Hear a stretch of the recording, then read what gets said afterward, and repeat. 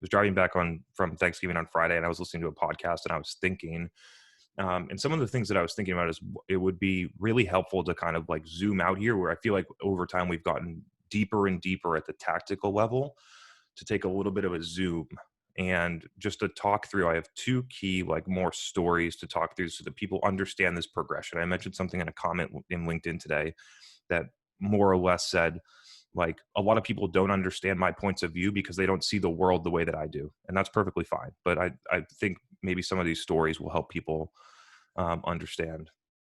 And so the first one is, I think a lot of people that are building businesses, whether it's the, uh, seed stage SaaS company at 400K ARR, the professional services company, or the consulting, I think a lot of people can learn from this. Even big companies could learn from this, for that matter, are some of the key steps that I feel like we took that were rare in order to get to where we are right now. So there were a couple key things where the decisions definitely wouldn't fly in most companies because it's just, they wouldn't do it this way. They didn't have the intuition, I would say. The first thing, if we look back, is my first hire was a videographer. and so that would never happen in one of these companies, but I just knew that was the key to business development, as opposed to what most people in my role at that size would do, is they would hire a sales rep. Right. So that was one key distinction. And then I started producing before I went and hired the videographer, I demonstrated proof of concept on LinkedIn on written posts. And so I saw the opportunity on LinkedIn, and then I decided to bring video in because I regardless of the metrics, because very few people post video on LinkedIn because the views go down. But everyone here knows that the views of a video are way more impactful than the 1 second impression of a text post that somebody doesn't even click see more on.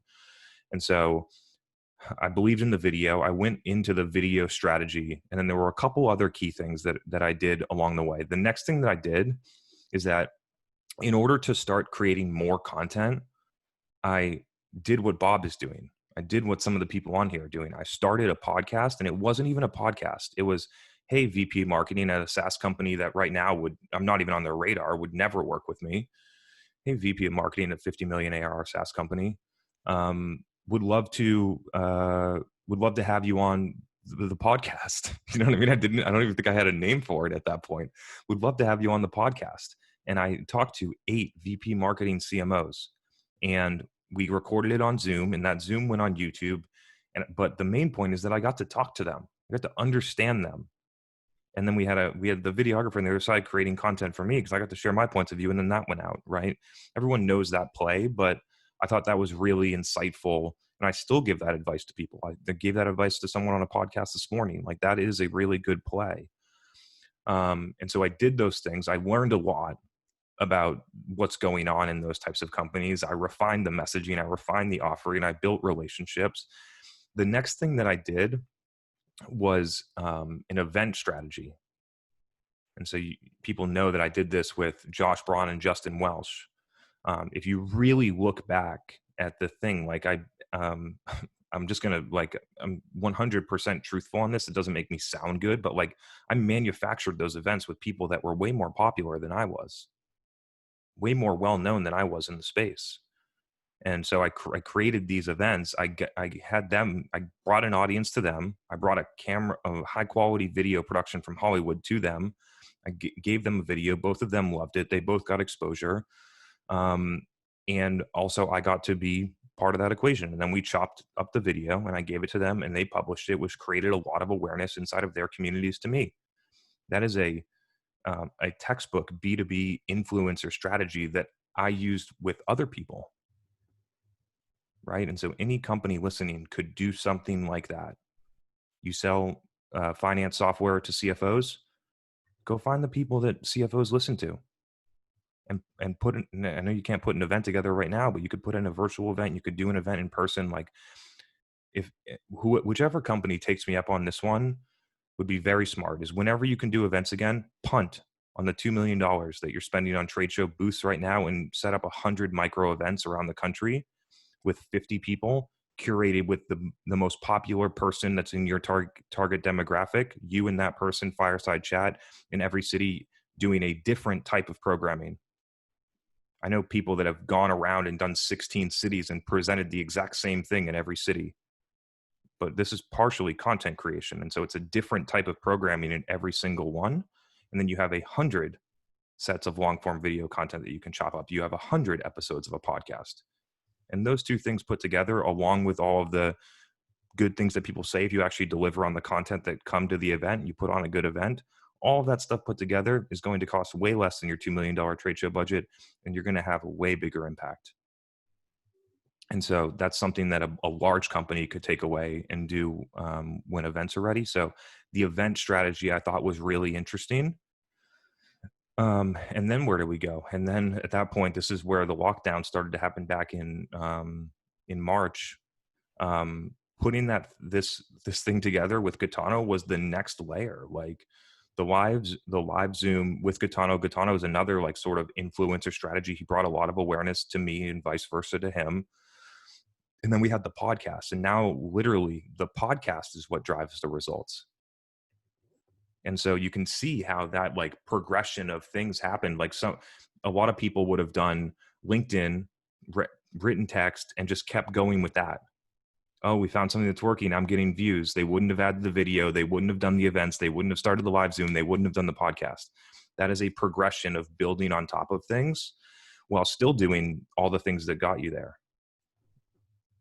I think it's a really interesting point as I continue to interact and work with companies, is that they'll get stuck in one certain thing and they won't go any further. Or if they do decide to go further, they'll abandon all the things that they were doing before. And it's smart to abandon the things you're doing before if they're not working. A lot of companies could throw out most of their playbook right now. And I think that would be a benefit too. I don't want to go on another rant, but I do want to, but I'm going to. I think people should really, really think about getting rid of all the things that aren't working for them right now. If you just took a second and looked at all of the stuff that you're doing and all of the money that you're spending and all of the resources that you have, not only in the marketing side, but also in the sales side, and the activities that they're doing and whether or not those activities are actually moving the needle for you. And if those leads are actually getting somewhere and you stopped doing those things, you would have so much freedom to go out and find things that work. And so I'll get off my soapbox right now. I have a second story, but we'll get to questions, but I think the second story will actually be interesting because it's me in-house. I'll go through a similar progression of that, but it's when I did this in-house where I figured this model out in 2016 and continued to build on it. So we'll leave some suspense there and pause for questions. Dasha had a question just related to what you were just talking about. For the people you invited on the podcast, in the beginning of the story you just told, did you have a previous relationship? Was it a cold call, email thing? LinkedIn DM to literally random VPs of marketing at software as a service companies. That's it. I didn't even really know that like much more about what was going on in SaaS, to be honest. The funny thing, people really overvalue industry experience. Really overvalue it. It was really important to understand your industry in 1999. When you couldn't get in touch with people, you had no idea who to get to, you couldn't produce content, you couldn't get contact information. The information that you needed to learn about stuff was not there. Like, I think it's one of the key gifts for me is that I learned all this stuff. A lot of the things that I learned, most SaaS marketers don't know. Talking to customers, no SaaS marketers do. Understanding how to drive actual positive ROI and stuff, most SaaS marketers don't know how to do that. And so it doesn't take that long to go in and really learn an industry if you understand marketing fundamentals. Another good question from Jonathan on your story. Without the COVID lockdown, would anything have changed with your strategy, progression, or timing? I seriously look back and wonder whether or not we'd have this podcast. Like the situation that's been going on is very unfortunate. But if you look at it in glass half full type of situation, like there's a lot of good things that have come out of it. People that are strong made strong adjustments and won. And so I think some of the things that might have changed is I'm not sure if the podcast would have happened, I would have definitely, I had 2 events scheduled that I had to cancel, one with Jake Dunlap in Austin and one with Sahil Mansouri in San Francisco. So I would have been an event a month in a different city, like the advice that I just gave. And so that it would probably lean more in-person micro events, and it would have been less virtual Zoom. And then hopefully, I like to think that we would have been smart enough to realize to rip the audio and start the podcast, but I'm honestly not sure if we would have. We had a great question submitted in advance by Haley Martin. Let's bring you on, Haley, and you can ask your question live to Chris. Okay. Hi, Haley. Good to see you. Yeah, you too. I listen to the podcast a lot in the car, but this is my first time joining the actual Zoom. Great to have you. It's a beautiful clock you have there. It doesn't work. I should have just set up. But I am very new into my role. I'm the VP of marketing at a tech company. Mm-hmm. And I have inherited 2 team members. One is a director of marketing. She's kind of like a jack of all trades. And the other hire just started a week before me. And I think we're both still kind of unsure what he's supposed to be doing. But my question is about structure for teams. Just have you seen for small startups, we're like 15 million ARR, 50 employees. And they basically told me, I can do whatever I want, but I've worked with larger teams in the past. So I'm really struggling with how to structure a team that's so small. What are you most strong in? Me, demand gen and marketing operations. Cool.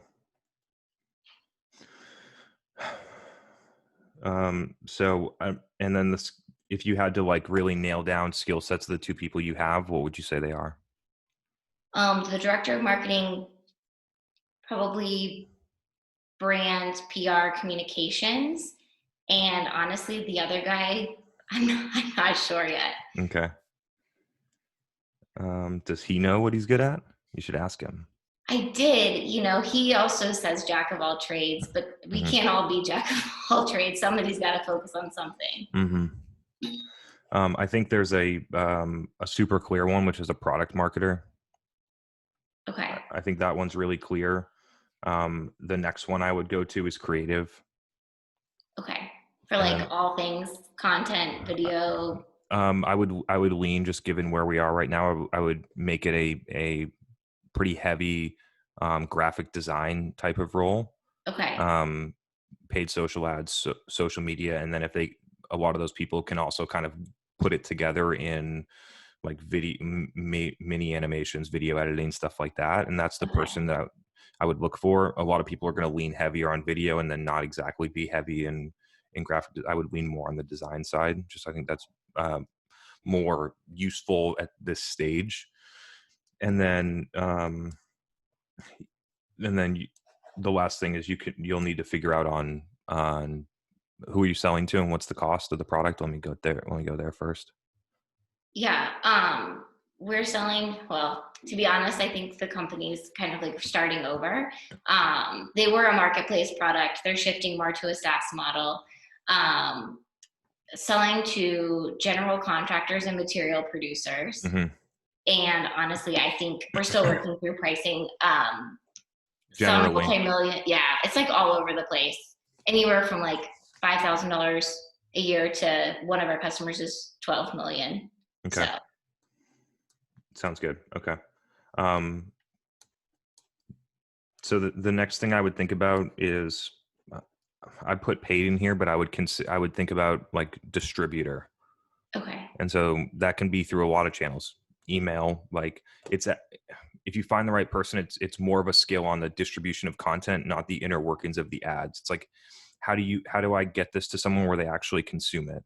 And what's the right channel to do it? And how do I need to repackage the asset in order to deliver the message in that channel? I think that's what you're looking for. For you general contractors, I think your Facebook, Instagram is going to be a great place. And then somebody's going to need to figure out for those long, very large sales cycle deals, podcast is the way. Okay. Sounds good. Thank you. Yeah. So just to recap for everyone, and Haley, you as well, product marketing, creative, distributor, and then with your skills in like demand orchestration, and then you have 2 other people that you'll kind of need to find a home for. Awesome. Thank you. Happy to help. Lori had a follow-up, just building on that. How would you gauge a good distributor? What qualities, requirements do you look for? It's a really good question.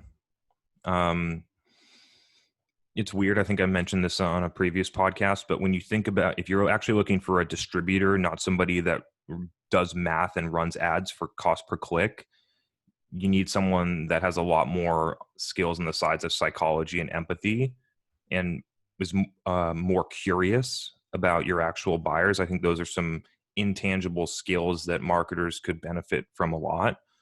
So those are some of them. And then you're going to need to look at the overall kind of like understanding of a marketing engine. And there's a lot of questions to probe on that, because people are going to lean on one channel.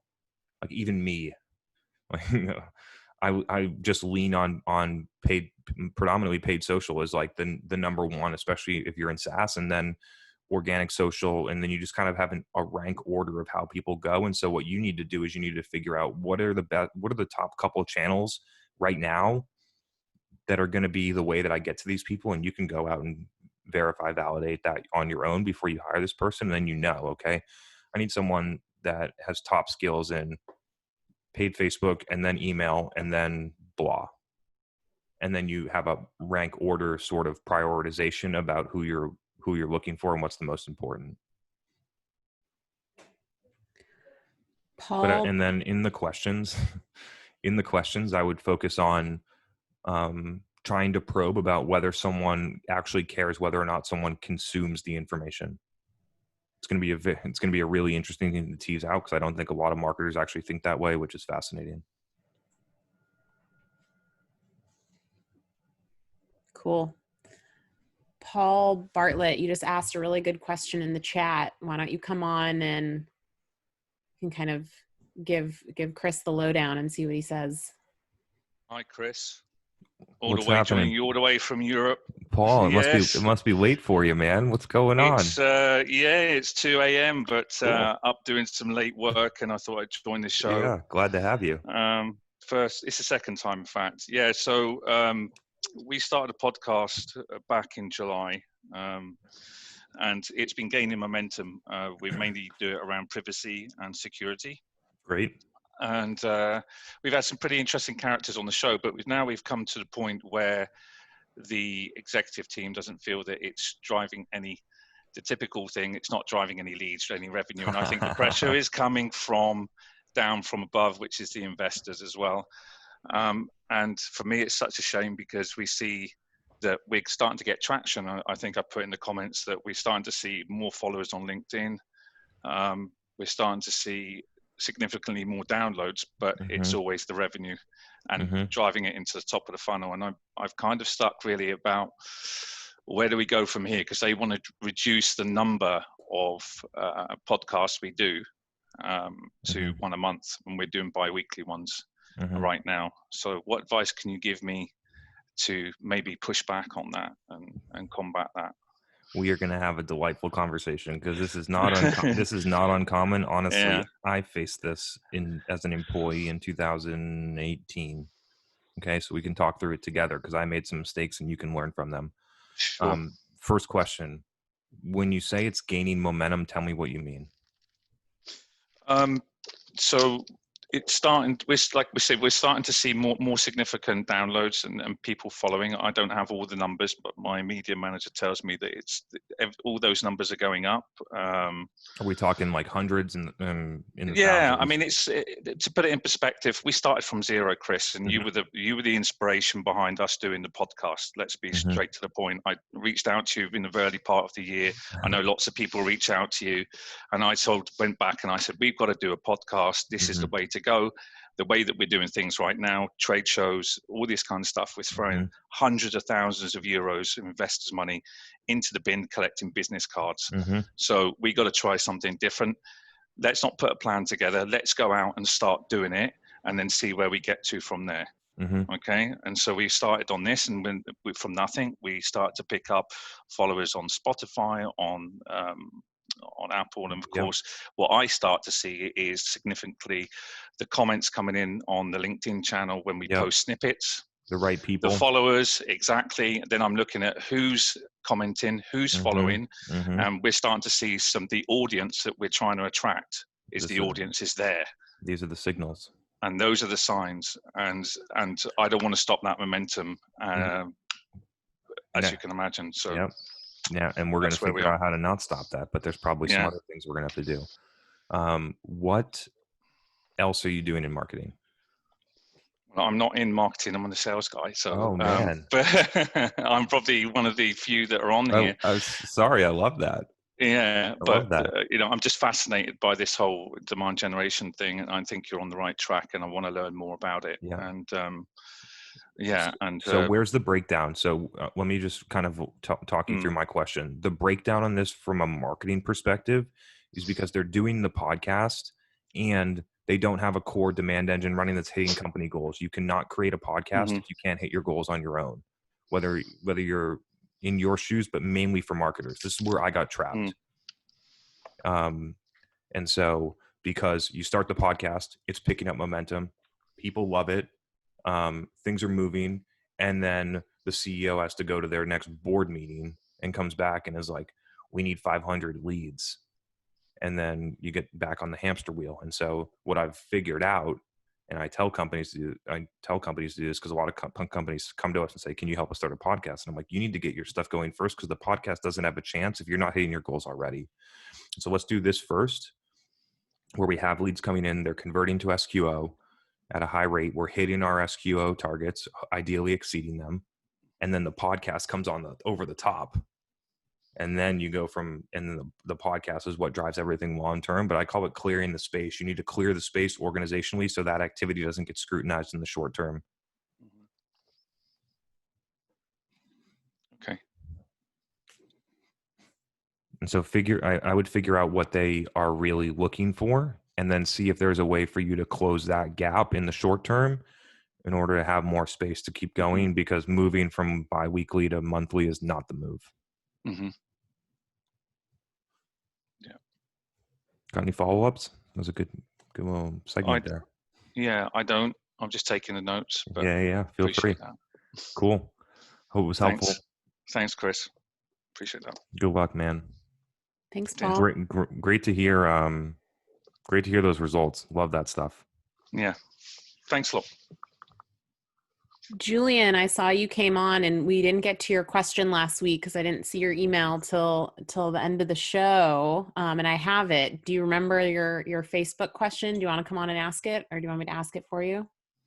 Yeah, I can ask it. I'm like cleaning my kitchen as I'm doing this, but let's see if I can pull it together. So we started just running a lot more like paid social and especially Facebook, and distributing content. And by we, I mean Matt, who's here also. And we're trying to figure out how to, and this is a very in the weeds technical question. So understand if this is not the right place to ask, but figured I'd just try anyways. But yeah, we're trying to figure out how to set up conversions properly. And because there's just so many different little nuances in Facebook that we're not 100% sure how to do it right. And I think I have an okay idea, but just curious in terms of like, what is your basic setup? And then what are the conversions that you track? Is there anything else that you track aside from like demo requests and form submissions? Just curious how you guys do that. Yeah. So let's go through it. So, where do we start? You got to have the Facebook pixel installed on your website. Once the Facebook pixel is installed, you can go into the settings and set up custom conversions in the events section. You can set up custom conversions based on URL hits. And so I'm going to go to a thank you page, just like I would in Google. I'm going to set that up as a custom conversion. I'm also going to set up the actual, so let's just pretend that it's a demo. I know that it might not be for you, but in our general SaaS setup, we're going to have a custom conversion fire when somebody views the demo page. And then we're going to have a separate conversion for submission if they actually submitted and they hit the thank you page. And so those are the two main ones. The key on this for Facebook, mainly for the listeners, is that it doesn't have to be direct response, because people are on Facebook in all these different places. And so they can do cross device, and we're seeing it work so well. And it's giving us a lot more confidence in our targeting, in our ads, in which messaging and which creative is driving the actual outcomes that we want. And so knowing that we're definitely missing a lot of conversions, right? Definitely that somebody in their work computer is not logged into Facebook and we missed that conversion. Definitely that somebody tells their coworker and we missed that conversion. Definitely that somebody does something else and we missed that one because it's outside of the 28-day attribution window, but we got the brand value up front.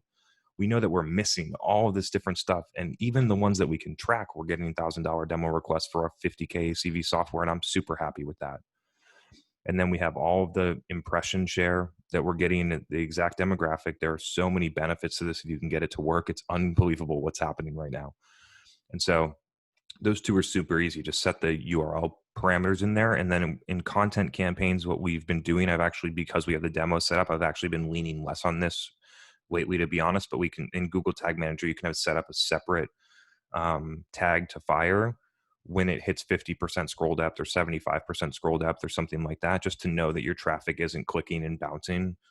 Those are the three that we use. But if you have the end result in terms of demo conversion, and the demo conversions are getting you at the result at the price that you want, and they're the right people, then you actually don't necessarily need the scroll depth. The other interesting learning for me, I've said this a couple of times, is that the view of the ad drives a ton of impact, more so than the clicks.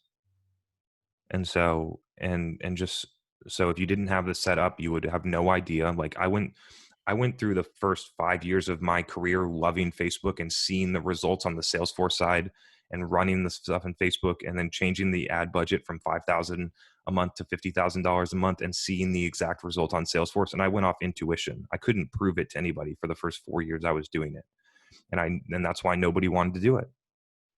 And now I can actually prove it. So it just gives you a lot more confidence, especially if you're doing for clients, to go back to clients and be like, how do we know this is working? We spent $100,000 a month on Facebook. And I'm like, yeah, but we got 110 demos and all these other things too. Yeah, it makes sense. Thank you, first of all. That's very helpful. You got it. So for cross-device attribution and for view-through conversions, is there anything that you would recommend making sure to do? So I just set up I wish I could show you, but I really can't because it's client data. I set up all the conversions, and then you can set your attribution window. Facebook will default to 28-day click and 1-day view. And I use that default window. And then I also look at 28-day view because I know that impression has a lot of value. And this is not only on retarget. I know people are going to come back and be like, oh, view through retargeting. No way. Like, obviously that's going to drive conversions. This is on mostly cold. So this is not something about like somebody visited the website, I'm going to hit them with an impression and I'm going to take credit when they convert later. That's not what's going on.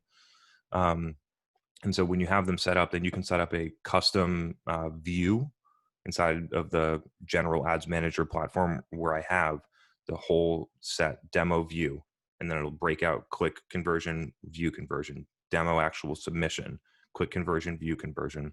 You can go in there and look at that at the campaign level. So you know what campaigns are driving it or what content's driving it. You can go at the ad level and know what audience and what placements. And you can go into the ad level and look at what actual creative or headlines or other things are actually making the impact. Awesome. Thank you. Happy Appreciate it. This was a huge breakthrough for me. Sorry. Oh my gosh, my throat's getting dry. I think it's because of the winter. This was a huge breakthrough for me. We figured this out in about April, and the key was that somebody on our team works in e-commerce and would track that stuff for e-commerce, and we literally took it and now we use it in B2B SaaS, just like a lot of the stuff that we do. And so yeah, I'm feeling really good about that insight for people, whether it's Julian talking to me right now or people listening, that if you want to do something other than direct response lead gen on Facebook with native targeting, which I know is not going to get you what you want, because I talked to 100 companies that are like, oh, we don't do Facebook because we were in native targeting ebook downloads and the people weren't good. And I'm like, no shit. And so if you can get over that kind of piece, it gives you the data to go back to executives and be like, this is what's actually happening. This is why we should do this. Awesome. Thank you, Chris. Appreciate you going down that rabbit hole. Happy to help. Good question, Julian. While we're Great on question. Facebook, it's Bob time. Bob, I see that you threw a question in the chat, but you also shared maybe not a question, but a Facebook insight. No, I just validated what Chris jinxed me on 2 weeks ago. When I read the email, I was got to pat myself on the back on that one. He jinxed me pretty good. No, so well, I just real quick on Julian's question. Everything you just talked about doing, does that help at all with the ads actually targeting more properly, or can I can basically attribute everything on the back end through my IP tracker, so I don't really need to prove those things you were saying. Will it help me at all with the targeting of the ads or no? So a couple of things, it will help you, Bob, but only marginally, because you're doing a lot of you actually are doing direct response for the most part. That's where the conversions are coming through, which is why you can track them. But there's probably a lot of people that you're missing that are seeing the ad and then coming back later at a different time and going to your website and converting that way. And it's going to look like they came through Google. And sure. And then that would be able to match up and show you maybe that you're making more of an impact than you're able to measure right now. That's the only benefit. You can feed it back, so you can optimize for a custom conversion, which would be, I want Facebook algorithm to go and find people and optimize for that demo conversion. The challenge is that you need a lot of volume for that to actually work well. They specify 50 conversions a month. I think, don't quote me on that, but I think that's what it is. I'm thinking you need hundreds of conversions a month for that to have a shot, and you need a very large TAM, and you need to have a very wide net. So I think product led is a more appropriate space for that. If you're selling sales motion, relatively narrow audience, I feel like it's not going to get you the result that you want. Right. Okay. So just to give you a validation on what you said about not using webinar videos on paid Facebook, I edited the content. I thought it was a really nice 30-second clip of my speaker. I put title header in it and it looked nice. And man, it just hasn't fired at all. Like, Facebook hates it. It's still in learning phase. 3 days later, I got like 30 click-throughs. It's like by far the worst performing ad I've done. So what I was going to give credit to all marketers out there on the sales side of things, I deal with a 99% rejection rate in medical device sales. Never fazed me, but man, does it sting to have something you create not perform at all. So I wanted to give some respect to all the marketers out there. Yeah, I mean, that was purely on gut. I appreciate you testing it for us, because now we know. But like, you can start to, I've run enough video campaigns, and I've been a consumer of enough of those kind of like, let me record a 3-minute thing and then run $10,000 in media on it on LinkedIn and waste money. I've just watched people do that as a consumer. I just didn't feel like it was going to work for people. That's a little bit of me marketing, but I feel like I have intuition about how people consume that stuff now. So yeah, but happy to roll through, because I expect that you have something new to report on or another question. Well, I certainly have a question about the other thing about clearing space. So one of the challenges I'm having here is we're so early stage, and in this market that I'm trying to target, I even went back to my CEO and said, is this really the place where we should be? Because we have 4 different main segments that we can service, and the corporate retail side is something that's on autopilot. Those are contracts with big box stores that they're just coming in. We're rolling out new locations. It directly competes with these other targets, the private practices that I'm trying to sell to. And then within that market, there's doctors, and then there's optical stores. And so I've arrived at kind of a conclusion where the doctors may not be our best market. They're kind of threatened by what we're doing. And so, our messaging right now is very confused. Our website's confusing to people because we're trying to be all these things to different people. And then you talked about clearing the space, where right now there's no history of hitting any sort of goal. The goal is kind of arbitrary, and there's no scalable, reproducible sales process yet. I'm 5 months in. In the past, at another startup, I went out, first rep in the street, cold called, established a rep could sell $1 million a year doing what I just did. And we scaled with the sales force doing that way. With this, I'm kind of finding a tough situation where, and now I'm starting to get the questions of, well, how many meetings did we get this in the last 2 weeks? We haven't had any contact requests. It dropped off the shelf the last 2 weeks. It's Thanksgiving in the US. I know. So I just kind of wanted to get people read into stuff that just doesn't make sense. Yeah. So early stage, what would you do to kind of, I've already got the commitment to run this for 6 months, guessing that was kind of what our sales cycle would be. Mm-hmm. We're 4 months in, going on 5 months here. What would, like, how would you continue to kind of set the stage so that, because we don't have the baseline sales, that this is gravy on top, where I'm kind of doing this as what is going to be the driver for our future momentum. Any advice in terms of setting it up for success at a very early stage? So I think what the stuff that you're doing, what we can debate on whether big box or, physicians are the right target, but like the actual tactics feel like the right things. The thing that you need to consider is whether or not you need to be doing more real sales, or whether or not somebody should, like, when people ask me this question in a 6-month sales cycle and they're like, what should we be doing from a marketing perspective to move this faster? It's like, go do sales. Because when you do marketing with very short-term results, with very short-term focus, you do the wrong things to produce metrics to make you feel like you're going somewhere. Okay. Yeah, I mean, we hired an SDR, and I reached out to my Rolodex, and that's where I quickly arrived to your conclusion that demand gen was going to be the way to go with this. Mm-hmm. Going outbound, even to my existing Rolodex, was not proving fruitful for this target audience that we're focusing on. I would, so me not knowing only what you've told me over these past like 6 episodes, I would look for like larger practices, whatever they are, groups.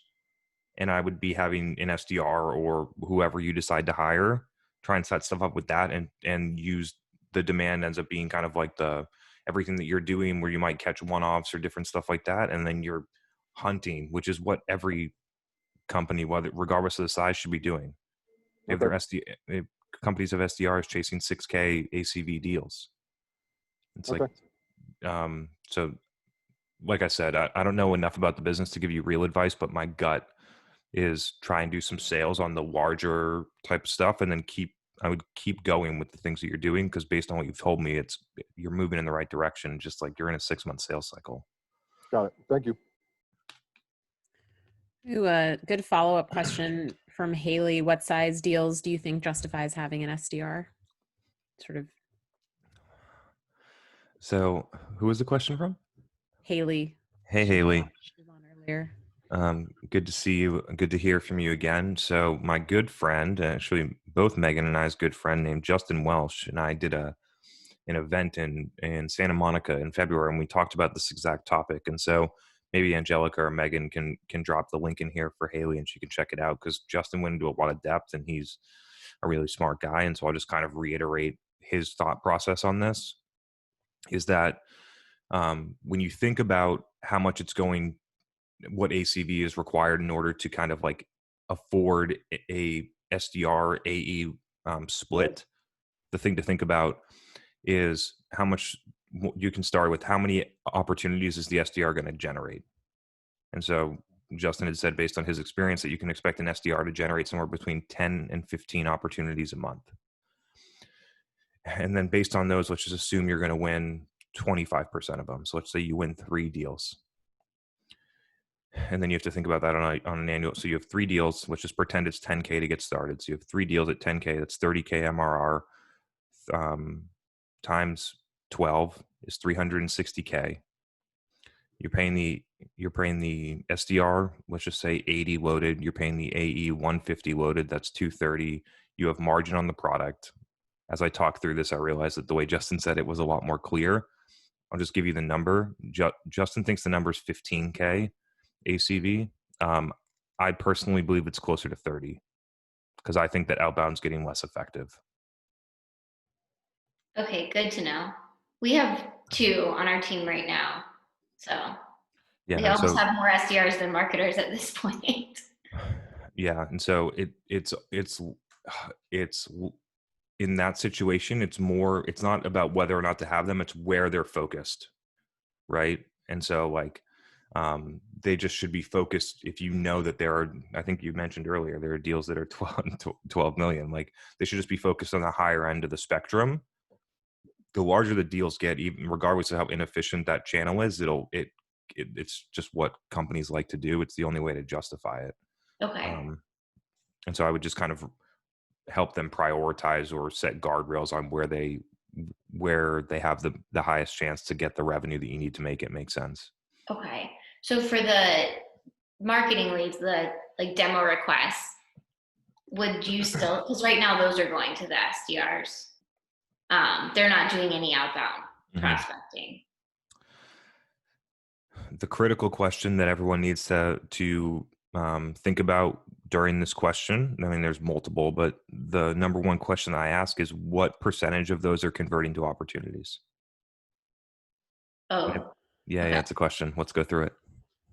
Yeah, I have no idea. We don't have any tracking in place. Like, that's number one on my to-do list. We have all the tools. We have HubSpot. We have Salesforce. It just wasn't necessarily set up the right way. So that's a work in progress. So I think the cutoff is 50%, but a lot of the companies that we work with are closer to the 75% of opportunities are getting through an SDR and getting to a first meeting with an AE. If that number is greater than 50% and it's better than a coin flip odds that they're going to get to an opportunity, I prefer to send it to an AE because I think that the first call goes better and I think you have a better shot of winning the deal. Okay, that's interesting. There are other organizational constraints.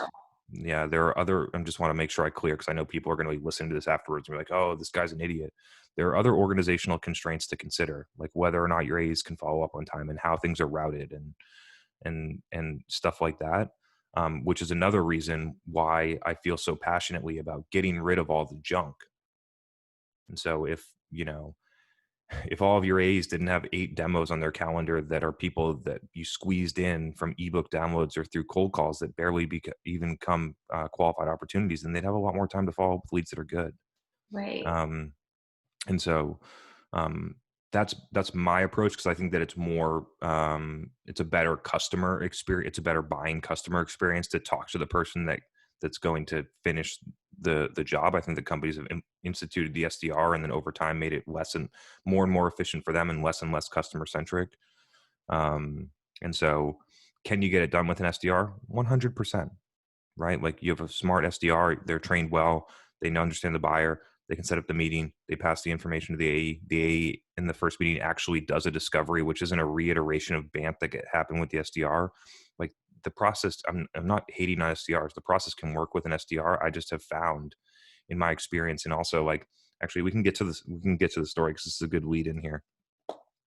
When I worked for the medical device company in 2016, when I got there, they were 27 million ARR and did basically no marketing. They built trade show booths and they did sales training, and everything went through the channel, and they had a field sales team.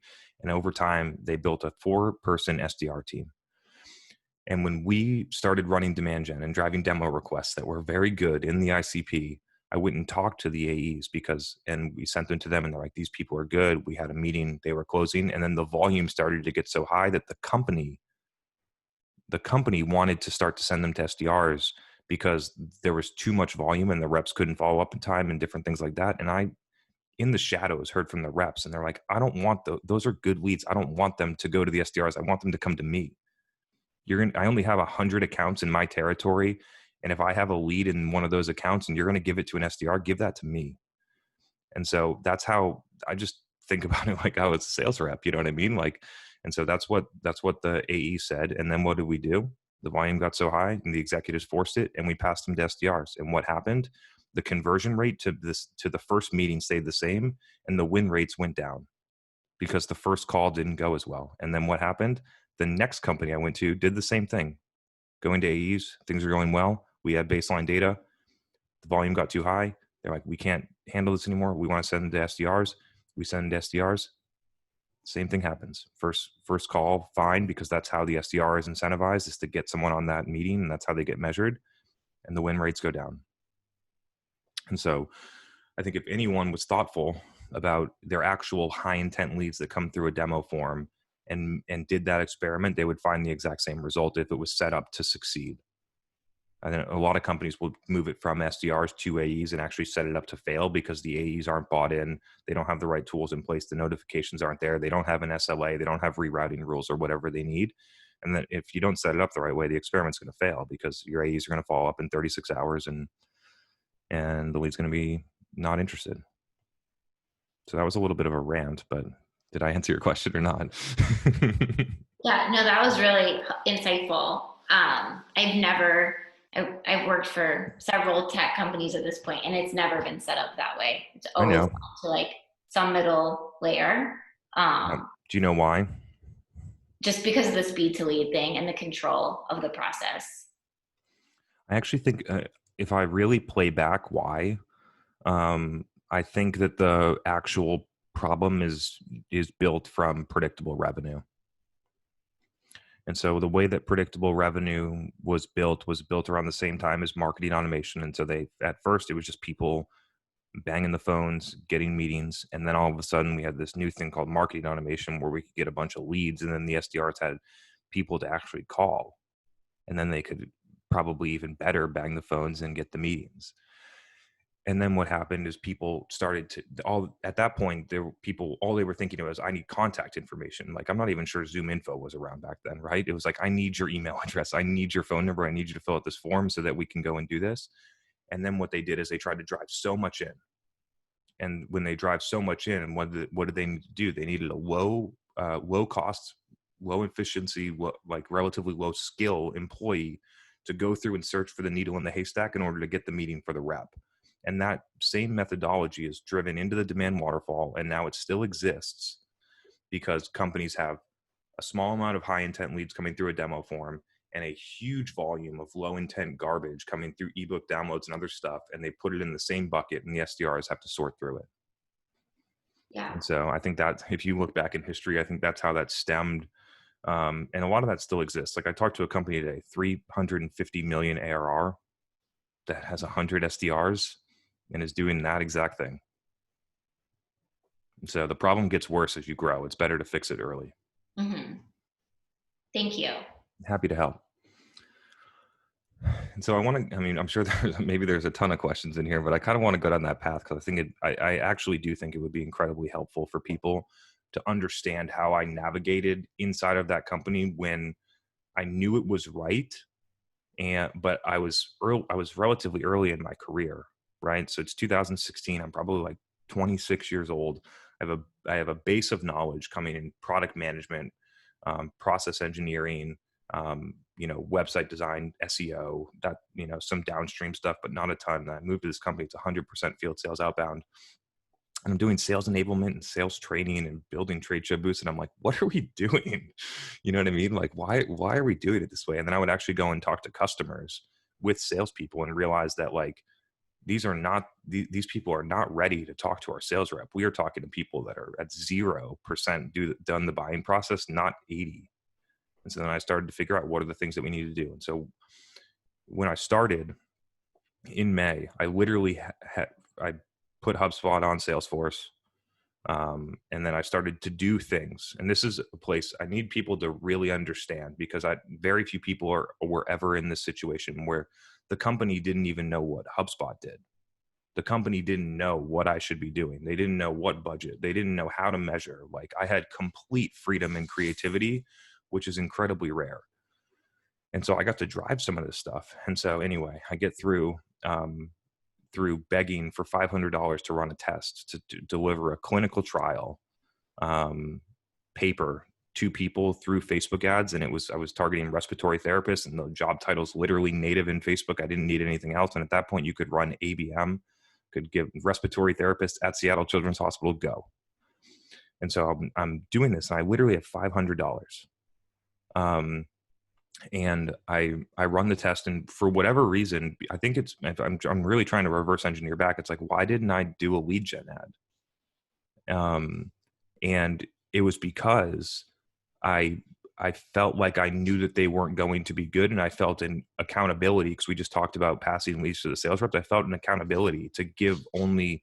I never wanted to have a sales rep come back to me and said that lead was garbage. Just that was the way that I looked at what I was doing. And so anyway, ungated case study because I wanted people to know about it. I didn't want the lead. I wanted people to know the clinical trial came out because the clinical trial spoke for itself. It's like, if they understand this, they're going to be more interested in buying our product. And so I ran it ungated with $500. And I can remember to this day, I was in my bedroom at like 10 PM and the Google Analytics real-time traffic was incredible.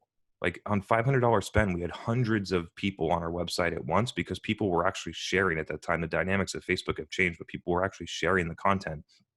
And then we had 4 demo requests come in. And I just connected the dots. It like seemed, I don't need channel attribution. I ran $500 in ads, a bunch of people on our website. We got 4 conversions. HubSpot says they came through Google search. I know they came from the Facebook ads we were running. And then I had to track them inside of the sales. So now I've spent $500. I have 4 leads and I need to track them through the sales process, because when I go and ask for more money, I need to be able to prove that it actually did something.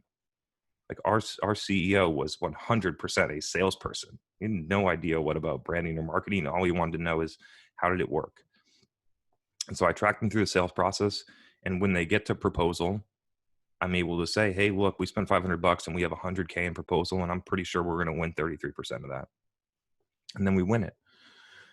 And during that time, I'm able to run other small experiments. And so we have guides. Like we literally have like good guides that I run. They're for an ebook download through email, on the website, through paid Facebook, through paid LinkedIn, and I get a ton of downloads for like $3 at the time. Hundreds, maybe thousands of downloads. And then I start to track the effectiveness of that campaign, because I look at revenue and pipeline, and that's what I care about. And it gets into like 6 months later, and our first one closes for like 23K, and I look at the journey. And they downloaded the guide and then did nothing and then bought something. And I'm like, just because they downloaded the guide 6 months ago does that really mean that that was what drove their purchase decision? Did they even read it? Like, was that really what moved the needle or not? And then I looked back again and I realized that we did all of that work. We spent all of the advertising. We did all the things. And we got 1 customer over the next 12 months. And so I just stopped doing ebook downloads. And then I took it and I repackaged that stuff, and I started just distributing it ungated and started seeing more people come through. A couple other things that I did that I thought were unique is that I did a video podcast with physicians at that time. This is in like January, and I had the head of pediatric emergency medicine at Rainbow Children's Hospital on episode 1 of my podcast, one of the best pediatric physicians in the world. And then I got it was just crazy, like the amount of stuff that you could get done. And before I left there, I had like 25 long form video things, but the long form video was, again, the cherry on top of the demand that was running. And then the last piece I want to talk about, which is where I really, really learned about how to do this, is we had a major clinical trial, not that one, about a year and a half later, we had a major clinical trial that came out that was going to change the trajectory of the company. And so we were up to like 5K a month on Facebook. I didn't know at that time how to communicate how well it was working. I knew that there was revenue coming in. I knew that there was pipeline. I was calculating pipeline dollars per advertising dollar. Wasn't smart enough to calculate customer acquisition cost against the outbound channel versus this. I just didn't have the experience to know those things. And then this thing comes out and I'm like, we got to let this go. And they give me $50,000 a month to rip on this thing. And we're letting it, we launch it, we let it go. I have like a 6 asset campaign going out on it for $50K. And you start to learn all of the nuances about how you scale a Facebook campaign. That you don't just click a button and say, okay, $50K, and the results go like that, that there's actually a ton of nuances inside of it. That when you show the content to too many people at once, that the results actually go down a lot. That you need to swap the content, that you need new creative, but if you're able to support that, the results scaled better than linearly. We got more pipeline dollars per advertising dollar at $50K than we did at $5K. And so going through that process was really smart. I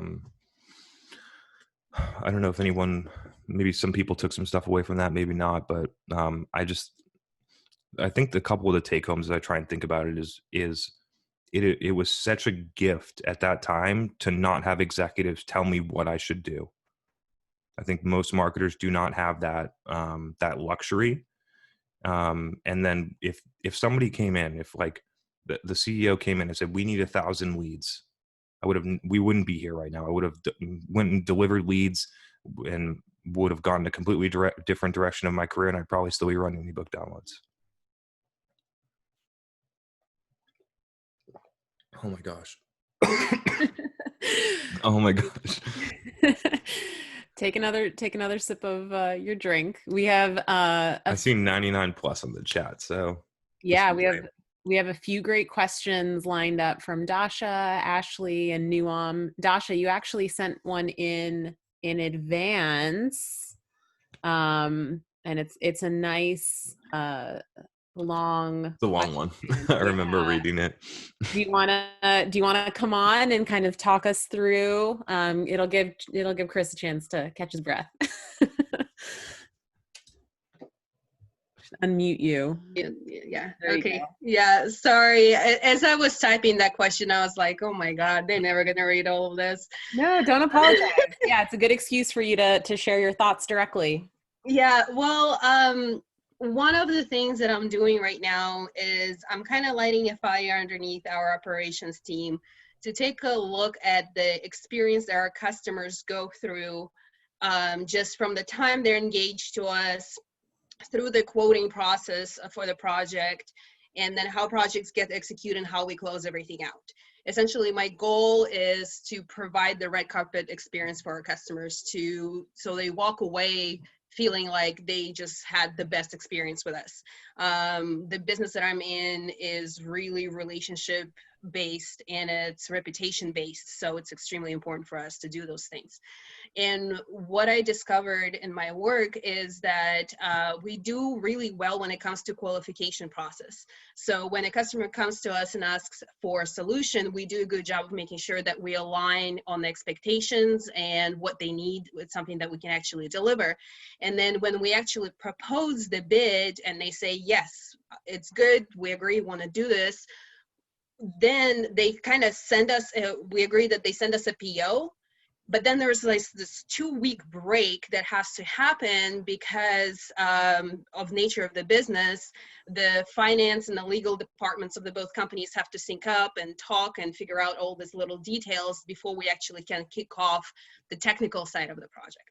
So for 2 weeks, there's this period where the buyer's remorse can set in, where the only thing that right now is being done is my sales guy would go in and just drop a line to them being like, hey, we're still cool, but nothing really else happens. And then it gives an opportunity for a customer to start like developing this buyer's remorse and thinking, oh, well, let me go ask around. They might find out something bad from like if we messed up on the previous project and they talked to somebody who wasn't happy with us. And then all of a sudden, like, it's just like, there's no feeling of excitement. The excitement is entirely on our part. And then after the customer signs with us, they kind of left hanging for 2 weeks without really any sort of engagement.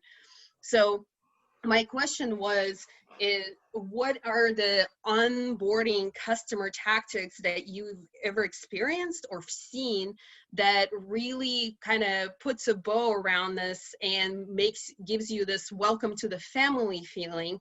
And you know, there's an added layer of complexity now with COVID, because before I could have sent like a package of, you know, whatever it is, like for a team to the office, but now that can't even happen because people are not in the office, right?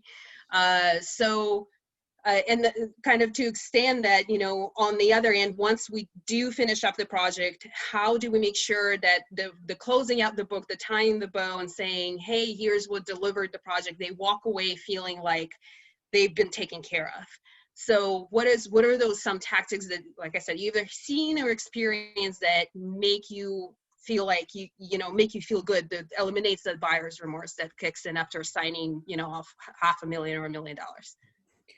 I could speak to this a little bit. Yeah, please do. Actually, of my time at Managed by Q, because similarly, we had this process where the customer would submit a service request, and you know, the bulk of the business was cleaning and maintenance of offices, but we did, you know, some of it was like painting the whole office, like minor construction. So kind of what you're describing, where you know, it's not something that like they buy and then the next day we're handling it. There's these like weird gaps of time where just stuff has to happen, and you have to keep them engaged. So there were a few things that we did in the beginning, I guess, beginning from like submitting the request to get the project going, from like actually starting the project. And then there were also some things we did sort of at the closeout in the end. And so the key problem in that limbo phase between them submitting that request and like legal, finance, you know, sort of logistics, all of that getting worked out in the project beginning, is the customer is just in limbo. They don't know what's happening. They vaguely know that legal or finance has to do these things. They know that there's going to be a period of time, but in the absence of information, humans make things up and are usually more pessimistic, right? So what I found was there just needed to be regular communication. And even if the communication was a very simple update of, hey, legal and finance has completed this step. This is the next step. We think it will be completed by this date, and then this is going to happen. And so you have to figure out the right cadence. We found that customers didn't really want to go more than 3 to 5 days without hearing from us when they were within this period. So it was typically every 3 to 5 days, there was an email, there was a call, we had a messaging feature within the platform. So sometimes we'd push messaging out. So regular communication and keeping them fully updated and using those touch points to build the relationship is something you should consider and figure out what the right cadence is. The other thing, and this was dependent on certain projects and it may or may not work in your use case, but the other thing that we tried was this is an opportunity for us to learn more about what the success criteria for their projects are, what their expectations are. Obviously, they've submitted a good amount of information in the initial request, but is there an opportunity for you to say, hey, tell me more about what you're expecting? You know, what other projects are you working on? Like, use it to find out more, to validate their requirements, their expectations. Is there anything that can be done from like a pre-planning to get more information from them upfront to provide to whoever's going to be executing on that project to do a good job? Can you make introductions to people that they're going to be working with in advance? Again, you may have some constraints around some of those things, but I would think about regular communication, keeping them updated on what to expect, and is there anything that can be done in that period of time that will help set the project up for success? And as you're having those touch points and learning, that's when you can learn some personal information about those things, and throughout the project or at the closeout, provide some type of personal gift or personal touch point that's relevant to what you learned. At the end of a project, we were really, especially any project that was 6 or 7 figures, we wanted to have almost like a debrief with them, like a postmortem. How was the project? Were you happy? Were you unhappy? You know, is there anything that you were expecting that didn't, you know, happen? Like, actually have like a closeout meeting, position it as getting their feedback, making sure that they're in a good place. And, you know, that can be a good opportunity to make them feel like you got the job done, you care, and you're really trying to make sure that they're happy with that final result. So just a few things from my experience that worked well. I don't know if you have anything to add, Chris? I think we're good. I think I'm good on that one. But that was a delightful answer. Thank you for covering me on that one. Thank you, Megan. Yeah, hopefully that was helpful. I know Ashley and Nuam, 2 of our favorites that are here with us all the time, threw out some questions. Ashley, you wanna come on the line? Sure. Hi. Hey, what's up? Okay, so we, you guys know I run Lean. I have like 8 brands. Curated is one of them, and that is our newsletter curation and building platform. And during the month of October, we ran a really great deal in a Facebook group. So like very targeted audience, ran a lot of lives, got a lot of feedback on the product. So it was very interactive, and we're going back and forth with them. And so we more than tripled our annual revenue in like a 15-day time period. Oh yeah.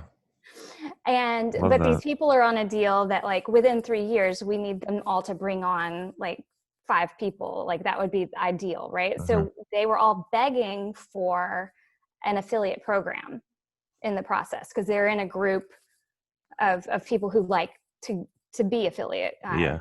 So we are launching an affiliate program. I just wanted to see, because we're going to be in communication with them, they're like a special group for us. They are beta testers.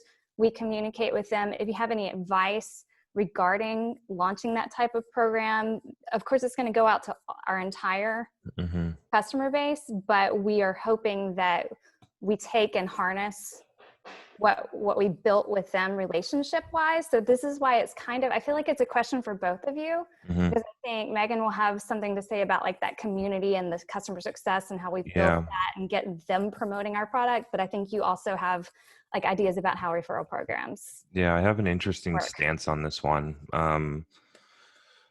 which might be different. I'm interested in Megan's point of view too, but I'll just kind of lay mine out here. For whatever reason, I've always gravitated away from affiliate programs and referral programs, even if people like it, because it feels too transactional. Like, oh, I'll give you $20 when, if you refer me a customer, once I get that customer, I'll give you $20. Right. And so I have conversations with brands, like we're partners with several people, and, have a conversation with someone and they're like, yeah, well, we're not going to do that anymore because you don't give us any business. And I'm like, well, wait a minute. We shout you out on the podcast every time. You're in the LinkedIn profile. We talk about you with 40 customers. We have acquired you 9 customers directly, blah, blah, blah, blah, blah, blah, blah. I know that you can't measure it, but I am way more interested in doing it in that scenario where there's no, if you give me this, I'll give you this, which goes against the whole concept of the affiliate program. But that's just the way that I have always preferred it. I also think it comes off more authentic, but anyway, I recognize that I'm not being ultra helpful for your question right now. So maybe we'll pass it to Megan. In the affiliate side, like I think there's plenty of tools where you have direct attribution and they get their stuff back, right? Like that's kind of the plan. Yeah. And these people got such a good deal that like they essentially like they're just going to get money and they're going to be making money. Like it's like more than what they'll be paying monthly if they start bringing in people. So, or pieces of, like, cause it's a $25 a month to start kind of product. So yeah. When I started this at the way beginning, we were on rev shares with several SaaS companies, and I'm completely off of those now, just me personally, because it's just not the way that I like to do things. And then secondarily, the relationship, the vendor's requirements of you often get in the way of what's best for the customer. And so I don't know, me personally, I'm not bullish on them, but I know people that do them and they work super well. So maybe Megan's got some thoughts because can you help?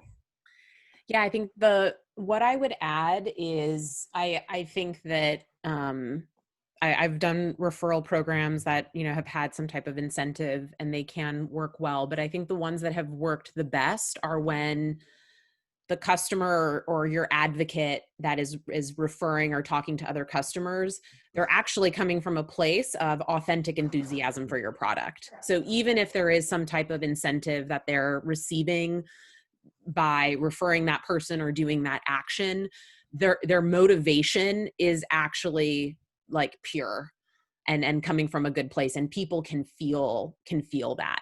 And I think people can feel the difference. Like if you have a friend, like, you should really get this great product and I'm going to give you a referral code. Yeah, make sure you use my link so I can get 15 bucks. I can get it, but because I just really love this product and I know you're going to love it and I want to buy more of it. And then you're like, cool, I'm definitely going to use your code. Let's both buy this thing, right?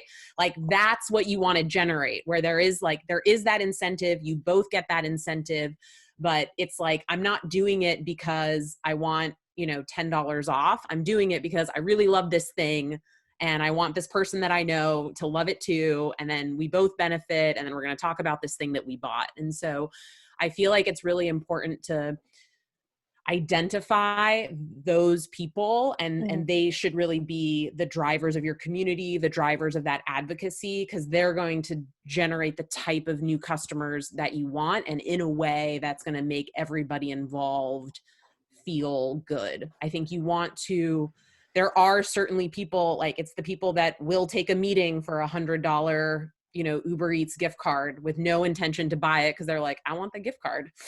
I'll sit through this meeting. Or like, cool, I can refer a friend, and like, I don't really care what they do, but like, I want my, like, people can tell the difference. And so I think it's, how can you architect the program where you're bringing in those real advocates, and creating, I think, that feeling more organically. And I do agree with Chris, like when it doesn't work, like it does feel transactional or icky, or like, this person just kind of wants to get something from me. So it seems like what you're describing though, like Ashley, like people are into it and excited about it. So I think you have that to build on. Another point. Okay, go ahead. Sorry. Another point here is what you mentioned is super interesting, is undervaluing Facebook groups in an organic standpoint. Like most of the content I get on Facebook, I'm rarely there anymore, but the stuff I get is actually content from groups. Because you can set notifications to get alerted when something happens in the group that you're interested in. So they're all, it's interesting how that like, platform excited. has kind of like So moved and changed. Yeah. Yeah. So one thing that maybe y'all can respond to is the idea that these people, maybe because we are in this kind of micro communication with them specifically, and this is an email product, right? So the referral works like there's just a logo at the bottom and they can click that logo and go. So the idea is that we'd love to train them that this is an organic thing, that keeping that logo at the bottom and that referral link is just something that is extra for them. If they want to point to it in their email, great. But this idea that they're all putting out these newsletter publications, that it's a valuable thing to us for our logo to be seen in good quality newsletters, so that people click that link. Like, who made this? Like, how did they get here to this end product or whatever? So because our template's kind of at unique. the bottom, standard, powered by blah, like that. That's the sort of drive. make that a requirement. If you want, you could ask them, or you could make it required. It sits in the footer of the email. Well, it comes in the footer of the email, and you have to request that it be removed. But at this point, I'm like, why don't we use that as the referral link? And sounds like it would work. Yeah, we will see. We'll be testing, so I'll give you guys some response. But I'm curious about, like, almost going live and coaching them about how to sell it by not selling it, kind of thing. I think you have to make a call on whether or not that's the right place to spend your time. Yeah.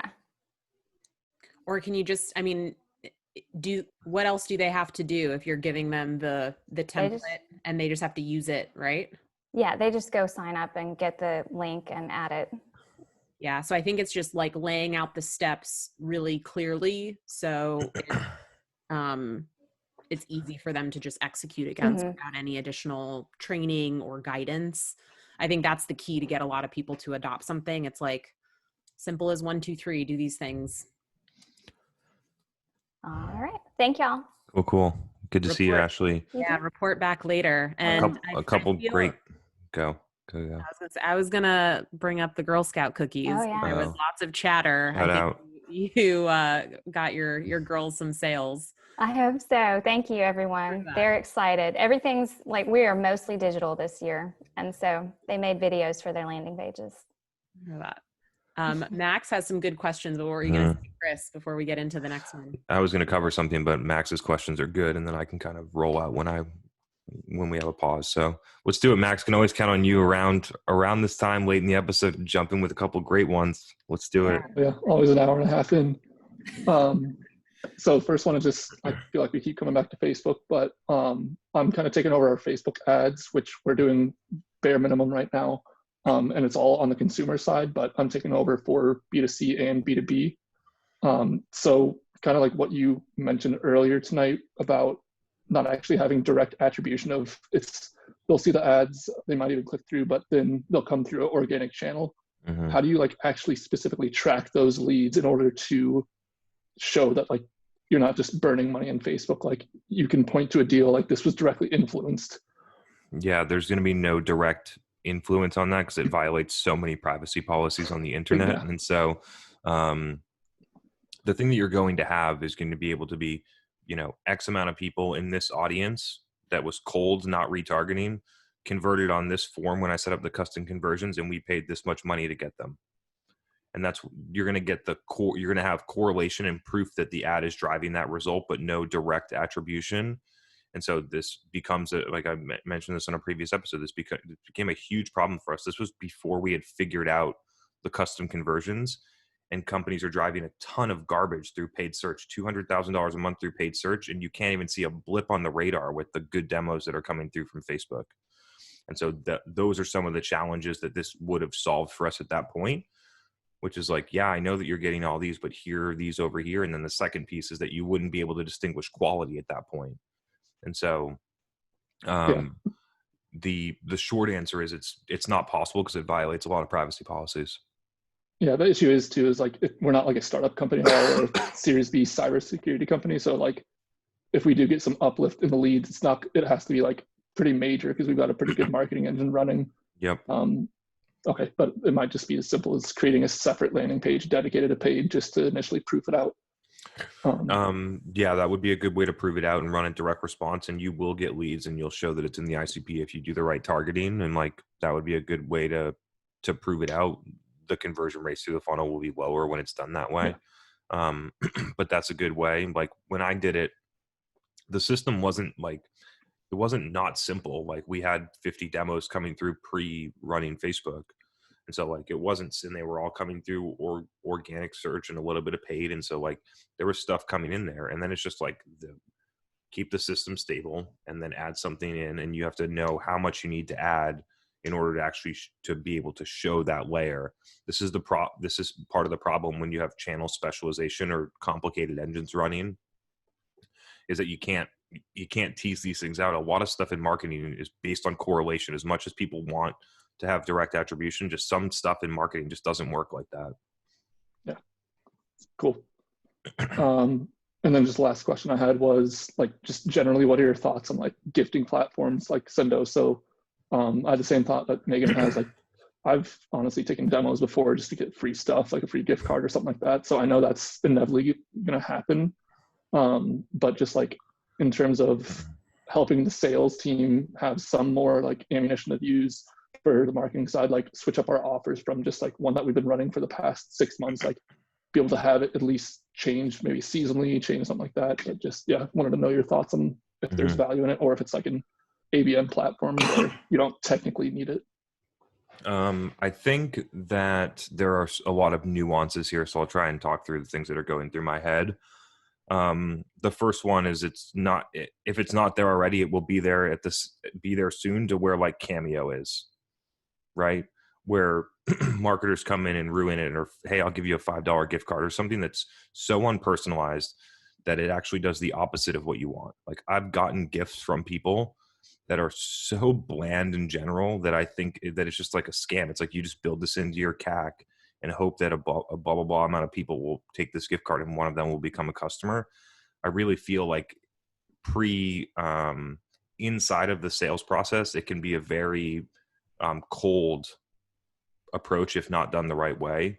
I actually think it's kind of disingenuous from receiving some unsolicited for tools that I'm not interested in. And so I look at those things different. Some people would be like, yeah, $50 gift card, let's go. But that's just not how I do it. The next point on this is I know plenty of companies that give away a $200 Uber Eats gift card for someone to sit on a demo. And then their sales team's pissed because they did 100 demos and none of them actually even move any further than that. And so that's something to be aware of. Helps marketers hit their demo SAT number. Doesn't help their sales team do anything except for waste their time and then waste a lot of marketing money. That's something to be conscious of, because you know it and you sat on demos and you weren't interested in buying because you wanted the gift card, and everyone else is thinking the same thing. So some people could make the argument that having someone sit for 30 minutes about something that they're not interested in is worth the $200. Like, a lot of people could make that argument, right? Not good in the short term, but maybe some people could justify how they do it. I truly believe that the best place to use gifting is post-sale. Customer experience, surprise and delight is, I think, where it's the most appropriate. That's what we do here. We don't use Sendoso to do it. We do it manually, but that's how we use gifting. I could add just one thing from my experience. When I was at Grubhub and on the B2B side, selling the corporate food offering, we did some gifting for mid and late stage sales prospects. So we didn't use it to get an initial meeting. We were very, very targeted, where either they went quiet or we had some type of obstacle, and we kind of used it as a way to reignite and like re-spark the conversation. And we tried this thing that people like loved, and it was a little gimmicky for sure, but like we basically sent out like these little drones without the remote, and it was like, call us and we'll stop by and bring you the remote. And we actually got a lot of positive feedback. I think it sparked and resurfaced a couple of deals that ended up closing. But people, it was novel. And we did that. So I think like you can have a little fun with it. And the reason it worked, it's like they knew who we were. We knew who they were. We had already had multiple meetings or conversations. For whatever reason, that it stopped for a while. And it was just a way to kind of re-engage on a little bit of a lighter note, instead of like sending like the breakup email, like, I haven't heard from you, I guess it's over. So I think you can get a little creative, but it was very strategic. It was not with a ton of accounts. And I think you also have to do those things without much expectation, but you can have some fun with some things like that. But I agree. Generally, I've always done it with customers more so than prospects. Yeah, we see a huge use case for that, but it's also just like in terms of processes of, like you said, like cold ops, ones that we want to like have a pipeline accelerator there. We'll try some out with like low value gift card or something like that. I'm not expecting too much, but yeah, like we're also rolling out on ABM or ABX, excuse me, I'm supposed to say ABX. So like some unique, like high value T1 account ones of like custom gifts. So I'm just curious. So thank you. Yeah. One other thing we did that was funny is we would send, when there were multiple people at the company we knew, I think we did this with like little golf sets. We would send like pieces of a game set to different people in the organization and tell them who else to connect with. And then they would get together, and then like they'd have all the pieces to like play golf in the office or whatever. Yeah. So little things like that. But again, like very, very strategic. Cool. So Anna's got a question on here, which is interesting. Yeah. The HubSpot one. Yeah. Is she here? We can read it. Anna, you with us? Yeah, I'm here. So HubSpot just released this new tool for ad sequencing, and they're trying to make it like you go through each of the stages of the funnel, essentially in your ads with like journey-based advertising to try to increase like CTR and ultimately conversions on the ads. And I was just wondering like what you thought about that approach to Facebook ads. Mm-hmm. So there's nuances in this one, like most of the questions. So I saw the announcement too. I haven't used the tool, but like you could do the exact same thing manually, and we have before. So where do I start? Super transactional products, this might work. Like product led or, single buyer, very low ACV, one call close type of stuff. This could probably work. As you get more and more complex, this is going to break down. There are a couple reasons. One, as I mentioned a lot, there is no 3-step funnel to sell your 100K ACV SaaS tool. It just does not exist. If it was, then we wouldn't be here right now, whether it's through email or Facebook or LinkedIn or whatever. It just doesn't work like that. So a couple more mechanics on this. If you have a small audience and you have a 6-step sequence, none of the people, your audiences are not going to be big enough at steps 3, 4, 5, and 6 to actually even deliver the ads, right? Like, so the retargeting funnels really break down if you don't have full scale. We ran it for a customer recently. It's like, it was only a 2-step funnel, and we only had got like, in order for someone to get from step 1 to step 2, you need 1,000 clicks. And if you have a narrow audience, those clicks could cost you, $3 to $20. And so is anyone here willing to spend somewhere between $3,000 and $20,000 to have someone enter step 2 of a retargeting flow? I'm not sure. So that's one place where it breaks down. The second place where it will break down is if the last ad is a conversion ad for your enterprise SaaS tool, because there'll be the conversion.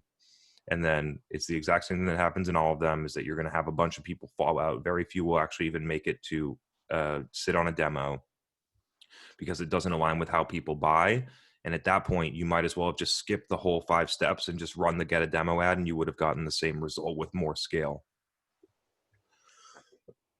And so my feeling would be, instead of running a 6-step sequence, to just literally run 6 ads. And then everyone gets every message, and whichever message resonates with them, they can choose their path. They can get in, they can learn about that, and then they can, click on the little hamburger menu and go through and see pricing. We use high frequency, high variation creative for a reason. It's because you'll never know where people are in their journey, and you'll never know exactly what's going to resonate with them. So we give them a lot of different stuff. We understand how the audience is responding. We lean into that data, and then we let them decide which one. Do they want to see that case study about how their forecasting got better? Or do they want to read this blog about how this industry says that this part of the process is a problem? Or do they want to see a product ad and learn about how they could do better budgeting? I don't make that choice for them. I let them choose. Cool. Happy to help. Nuam had a question. Is she back? She said BRB. Yeah, she said BRB, but she's back. You want to come on, Nuam, and talk through your question? Welcome back. Hello. Hey. Good to see you. What's up? Thank you, guys. Yeah, I had to jump off because my CEO was calling me and he wouldn't stop talking. And I can't believe I was trying to get him off to come back onto this podcast. But it's funny because we were discussing this kind of thing relating to my question, which is, at the moment, I'm trying to drive a big change in the way we do things across our marketing, sales, and account management. And I was just chatting to him now saying it's not really account management, it's account growth. The way that we, with our clients, is for both segments, so I have to clarify, we go to one market set, which is small businesses. So you're always talking to the business owner. It's a quick sort of discussion, and when they need our services, they quickly come to us, and the conversion is pretty high. And our brand is pretty strong there. So a lot of times it is word of mouth, and our salespeople have been in the industry for 20 years, 10 years. And so we're kind of well established. The other market segment is big enterprise businesses. And it's a different product and a different sell. It is the same technology, but what we can do for the enterprise businesses is very, very different. In both cases, we still don't make any money. We don't make revenue until they do business, until they're trading. So we can bring on 50 new clients, but if they don't trade, if they don't trade, we still don't make any money. So the way I've tried to sort of reassess where our focus is on, is even on commissions too, is on, okay, how do we focus on the life cycle marketing piece a little bit more? And then also just on our structure of our team, it's what we're doing isn't working, but I'm having a workshop tomorrow with my CEO and the head of sales, and we're just going to sit in the room and start bashing this thing out. And I thought, yeah, let's bash it out here first. Okay, so a couple different parallels here for different types of businesses. One, I worked in a company that sold a product. The product cost $5,000. And then if nobody used it, the real revenue came off the $100 disposable that was every patient got put on. And so if you sold the product and then it got sat in the closet, you actually don't get the value because they used the disposables and they realize that once they use it, that it works and they need more of that capital and then they need more of the disposables. So the usage really mattered. Another same thing in like a lot of fintech products that go off of transaction revenue is that if people don't actually get in and start transacting where they take, 0.1%, 1%, 2.5%, whatever it is, if they don't actually get people in transacting, then the whole thing breaks down too. And so it becomes very much a customer success usage game after acquisition. And so I don't know enough of the details of the business, but you need to have somebody in both times when I've done this, the person that's doing the customer success has done the person's job. And so we hired people into hospitals to show people how they use the product in their hospital, but then we would hire them out of hospitals and they would go into hospitals and say, here's how I did it when I was a respiratory director at my hospital. And they would show people and get someone to the point where they get the thing, they see it work, and then they're good. I don't know if that's the exact model for you because I have limited information, but we called it the aha moment. A lot of people call it that. Like, how do you get someone to the point where it's like, oh, I really get it? Yeah, Yes, I can add a few things here because I think both at Grubhub and Q, they were essentially like marketplace transactional businesses, right? Like anyone could I could sign someone up for a corporate account on Grubhub, but I don't make money until they order food on the platform. And so the goal is I need to get them to order food on a regular recurring basis. And how can I do that as quickly as possible? And so what I've found in all of these businesses is if they don't start using it and achieve that aha moment in the first 30, maybe 60 days, depending on your products and the businesses that I was in, if it didn't happen in the first month, it wasn't really going to ever happen. And so the emphasis is on what can be done in the acquisition or the sign up process to really vet whether this person is actually going to use the product in the way that you intend them to use it. And really distinguishing between what is the difference in someone using it transactionally on an ad hoc basis versus someone actually using it on a recurring basis. Like that's the goal with these businesses, right? Is they want to be like a SaaS business. So they want the transactions to have some type of recurring nature. Predictability too. Yeah. Yeah. So it's like in all of the businesses that I went in, one clear instance in the sales process was, oh, there is a profile of customers that might never transact on a recurring basis in the way that we want. And that's fine. We can give them access to the platform and we'll take their money when they transact, but we're not going to put that much effort behind that segment because they're never going to do what we want them to do. Right. So you should really evaluate, do you have those two groups? Then there were the groups where you have a use case to use this on a recurring basis.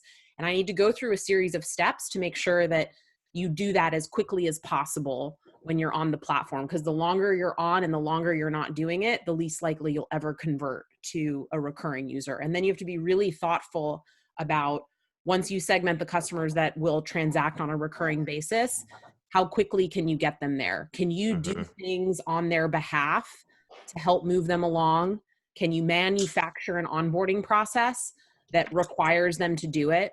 So for example, at Grubhub, I would say, okay, you have lunch 3 times a week. So in the onboarding meeting, we are going to together set up a 3x weekly recurring group order that will automatically email your entire company to place their lunch order Monday, Wednesday, and Friday, right?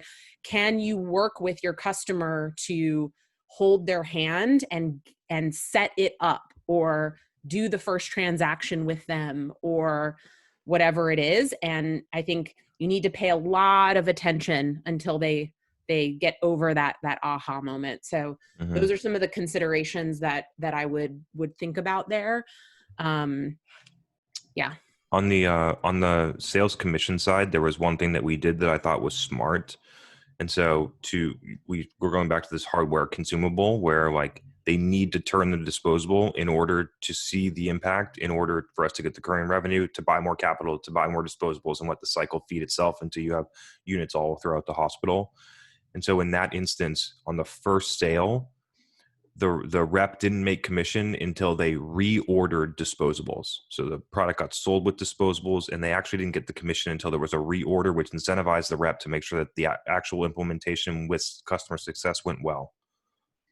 So there's other hooks that you can put in place in order to whatever the activity is, right? Like one order of disposables did not guarantee that they were going to use it in the future, but we found that that was a high probability hook to keep moving. And then you can start to attach just a slightly later stage metric on the sales commission.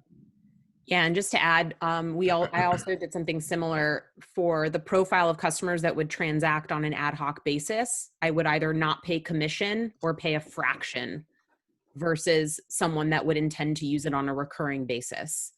And because that's what you want. And you can let the people that want to do ad hoc just, self-serve.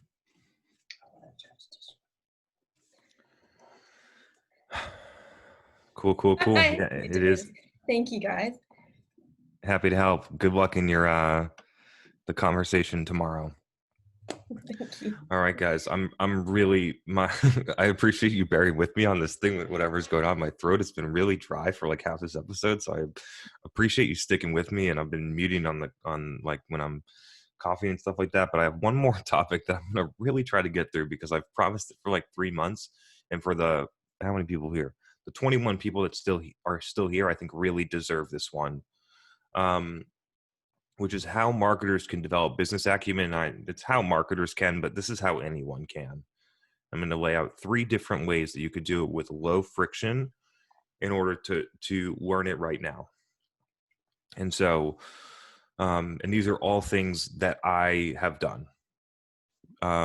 So the first one that you could do is you could set up a side business that is a consulting business, and you don't even need to make revenue in order to figure this stuff out. And this is an idea of investing in yourself to learn, not to make money. You might actually make money in the process. You might actually find a new career, all these different things. But the goal of it at the onset is to learn. So you can set up a consulting business. You don't need to do an LLC. You spend $30 a month on QuickBooks online.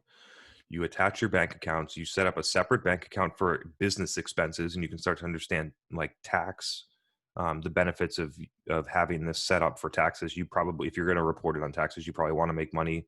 As a note, this is definitely not tax advice. I think I have to legally say that. And so, and then you can go and you can start to look at what are my expenses that I can actually write off. I'm going to a meeting with a potential customer.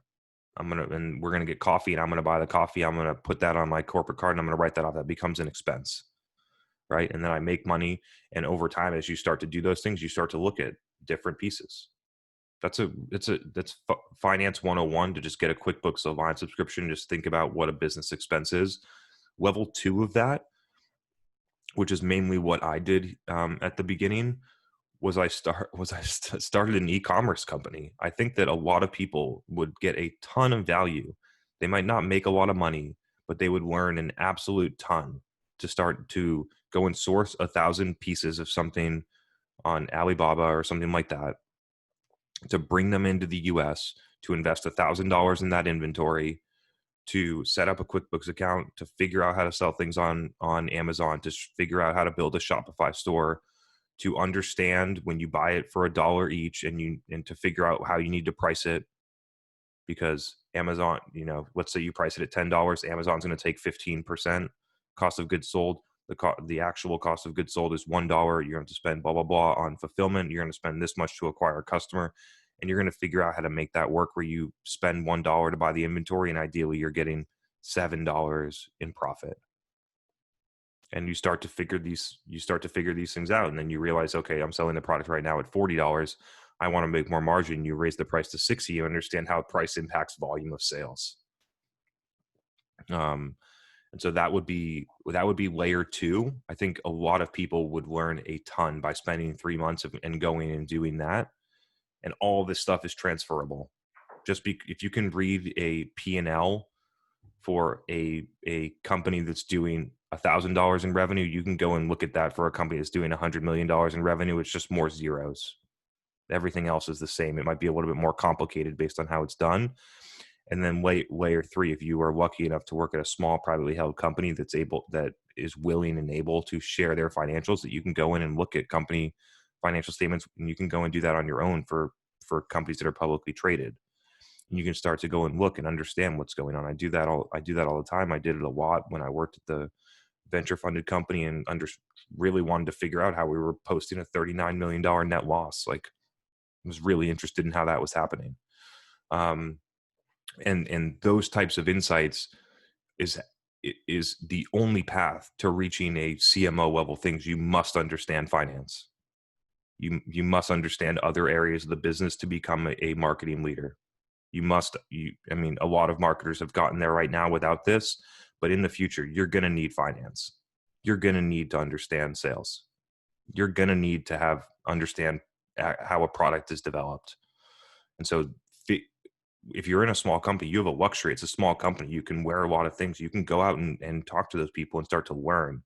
Like those are things that are really important. I would highly encourage people to figure out how to kind of cross-pollinate skills. I was on a podcast recently today where we somehow got on this conversation, which is that in like 2013, I was like basically doing lean manufacturing. We were making high volumes of products. I was trying to figure out how if we put this process in place right here, how it would save 3 seconds in building it, and it would save us $2 million that year in cost, because that 3 seconds really mattered to the overall flow, or whatever it is. Or I want to try and move this wire from steel being sourced in, Los Angeles to steel being sourced in China and save $4, but we're selling 6 million of those a year. That's a $24 million cost of goods sold. Right. And so trying to figure out little pieces like that. And then if I had that knowledge and now I use that knowledge in how a revenue engine actually works. Right. And so the way that I look at it, and the way that every SaaS company is operating right now, is if you were running a manufacturing facility, and Matthew will get this analogy, and you had a supplier, your supplier of your most important part, leads, and your supplier was coming in with their truck every week and they were dropping off leads, and 99.9% of them were being scrapped as junk, low quality, and thrown out, and you had people out there sorting them, what was the first thing you would do if you were in that facility? You would find a new supplier that had higher quality. And every company has this truck coming every month of leads that move through processes at that exact rate, and they don't change it. And so just by having knowledge in one specific area that's different, transfers to other areas of the business. So that started in why marketers should learn finance, or how they should learn it. But actually marketers need to go out and learn everything. But I think the most important one, just to make this productive for people, get really good at marketing, finance, sales, product, I think are the ones that are most critical. And I'm leaving out customer success. Sorry, Megan. I kind of feel like marketing goes into the entire CX. I'll put it in that way. I mean, you could argue that customer success is the most important thing for the long-term sustainability of the business, but I get your point. Absolutely. Yeah. So I would challenge people, anyone, whether on the Zoom right now or listening, could go and do that, and 3 months later be way farther than they are right now. By starting a little company, by investing a little bit of money in time in yourself, and going and doing those things, and you have a little bit of expense and they're tax deductible, I think. Don't quote me on that. For that. Cool. Seems like a good place to end. Like I said, I appreciate everyone bearing with me. I recognize, because I can hear myself talk, that I might have not been the most pleasant to listen to tonight, but always appreciate you. I was really disappointed is not the right word, but I was felt like I missed something last week because I wasn't here, but I heard it was great. And really happy to be back. My favorite night of the week. And so love having you all here. Hope to see you again next week. Hope you have a great night. Have a good week, everybody.